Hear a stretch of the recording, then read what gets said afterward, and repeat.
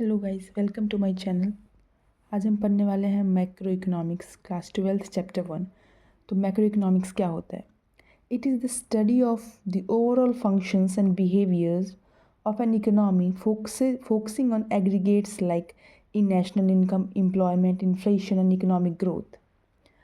Unlike microeconomics, which deals with the individual markets and economic agents, macroeconomics focuses on the economy as a whole.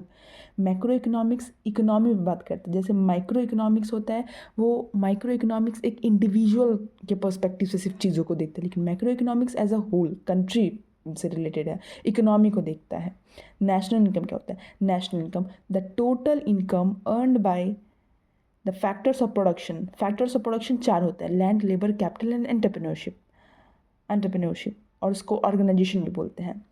With in a country in a given period, so given period हम इसको एक साल लेके मानते हैं. Total income earn by a factors of production जितने हमारे land, labour, capital, organisation एक साल में इनके द्वारा जितना पैसे अर्न किए गए उसको हम उस सबको उसके सबकी कैलकुलेटेड वैल्यू को हम नेशनल इनकम कहते हैं.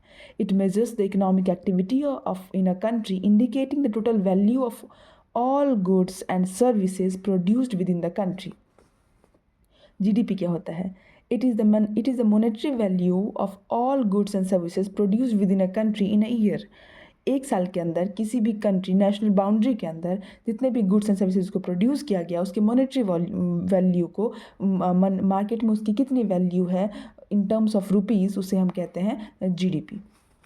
Nominal GDP and real GDP. Nominal GDP होता है, नॉमिनल जीडीपी हम measured using current price not adjusting for inflation, adjusted for inflation to reflect true. Nominal GDP होता है ना, रियल जीडीपी होता है कि हम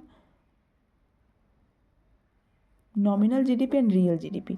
सो रियल जीडीपी होता है जो कि हम करेंट प्राइस को लेके चलते हैं बेस ईयर पे, और नॉमिनल जीडीपी होता है जो कि हम बेस ईयर को लेके चलते हैं करेंट प्राइस पे लेके.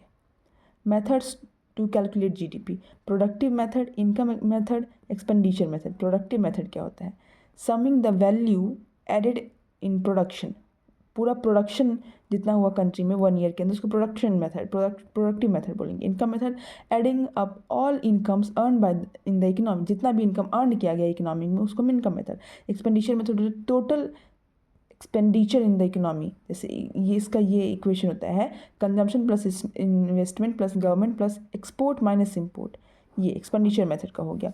मैक्रो इकोनॉमिक्स का गोल क्या है? मैक्रो इकोनॉमिक्स जैसे कि मैंने बताया था कि माइक्रो इकोनॉमिक्स इंडिविजुअल पर्सपेक्टिव से चीज़ों को बताता है और मैक्रो इकोनॉमिक्स कंट्री के related economy as a whole बताता है. तो मैक्रो इकोनॉमिक्स इकोनॉमिक ग्रोथ पर ध्यान देगा, full employment, price stability, equitable distribution of income. Inflation क्या होता है? A sustained increase in the general price level of goods and services. Inflation था कि increase in price of goods and services, तो उसको बोलते हैं इन्फ्लेशन. टाइप्स की तरह demand pull inflation, cost push inflation. Demand pull inflation by country में जितने डिमांड इंक्रीज हो रहा है उसको बोलते हैं demand pull inflation. Cost push inflation मतलब प्रोडक्शन कॉस्ट हमारा बढ़ रहा है, किसी भी चीज़ को हम प्रोड्यूस कर रहे हैं गुड्स एंड सर्विसेज को, तो उसके वजह से जो उसका प्राइस हाई हुआ उसको हम कॉस्ट पुश इन्फ्लेशन, उसके वजह से जो इन्फ्लेशन आया उसको बोलते हैं कॉस्ट पुश इन्फ्लेशन. और डिमांड मतलब कंट्री में जितनी डिमांड हो रही है, डिमांड इंक्रीज होता है उसको बोलते हैं डिमांड पुल इन्फ्लेशन, उसकी वजह से जो इन्फ्लेशन होता है. अनएम्प्लॉयमेंट देखो, अनएम्प्लॉयमेंट के बहुत सारे टाइप्स होते हैं, हम पर्टिकुलर नहीं बोल सकते इतने टाइप्स होते हैं, लेकिन मेनली है फ्रिक्शनल, स्ट्रक्चरल, साइक्लिक, सीजनल.